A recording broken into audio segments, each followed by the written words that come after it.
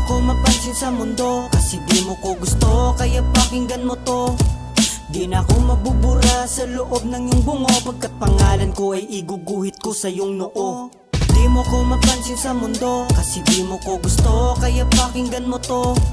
Di na ako mabubura sa loob ng iyong bungo, pagkat pangalan ko ay iguguhit ko sa iyong noo. Bukas kong isipan, ngunit dalawa ang labasan. May isa kong pagpilian at buksan para malaman kung ano ang kasagutan o ang patutunguhan na aking pinasukan, basura o kayamanan. Kaya kahit minsan di bumibigat aking kamay, sa pagsulat ng tula lahat aking ibibigay. Tataya ko ang lahat, mabot ko lang ang tagumpay. Bumaliktad man ang bulsa, susugal to't sasabay. Subukan nyo namang tikman to ang aking hinain. Wag lang puro apritada, subukan ibang putahe. Talagang malaman-laman tong hinanda kong pagkain. Bubusugin ka kapag nakinig ka sa aking mensahe.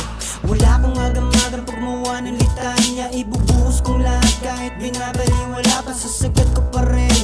Kaya di bali na, di ako susuko kahit pahagisan ng tuwalya. Di mo ko mapansin sa mundo, kasi di mo ko gusto, kaya pakinggan mo to.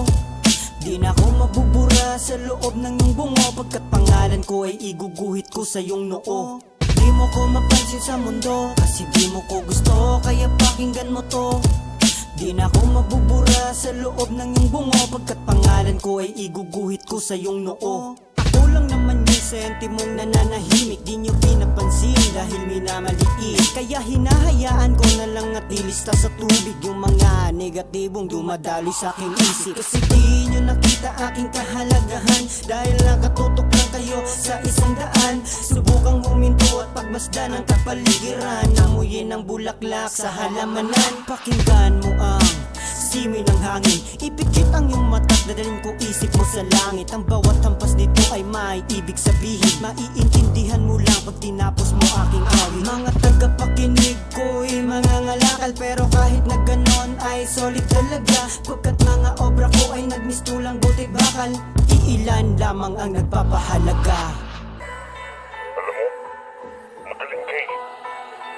Yung antas ng kalidad mo'y pwedeng ihanay sa mga alamat, kaso di ka lang napapansin. Yaw. Palibhasa sa sikat ng araw kayo nakatitig, subukan nyo naman na tumingin sa inyong paligid. Sa liwanag ako yung dilim sa gilid, na may diamante na kumikislat pag sinubukan mong sumilip. Nakatuon kayo sa mga bilanggo na tinig, apektado ang tenga nyo at isip. Makakalaya lamang ang iyong diwa kapag ikay tumangkilik ng mga iba pang obra at ibilanggo sa bisig. Sasagi ako sa isipan mo, baka sakaling kanta ko ay mapanaginipan mo. Obra ko'y parang multo na bihira sa iyong magpakita, pero pag naramdaman mo'y titindig ang balahibo mo. Balang araw aking pupukarin lahat ng tulog na mga bao, aking tunog na makabago, papatugtog sa mga radyo. Musika ko naman ang magiging sunod na mananalo, simili ang maghahari sa mundo ng mga tao.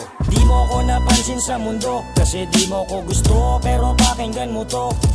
Di na ko mabubura sa loob ng iyong bungo, pagkat pangalan ko ay iguguhit ko sa iyong noo. Di mo ko mapansin sa mundo, kasi di mo ko gusto, kaya pakinggan mo to.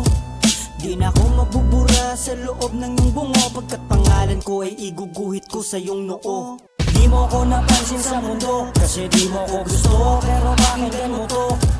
Di na ako mabubura sa loob ng iyong bungo, pagkat pangalan ko ay iguguhit ko sa iyong noo.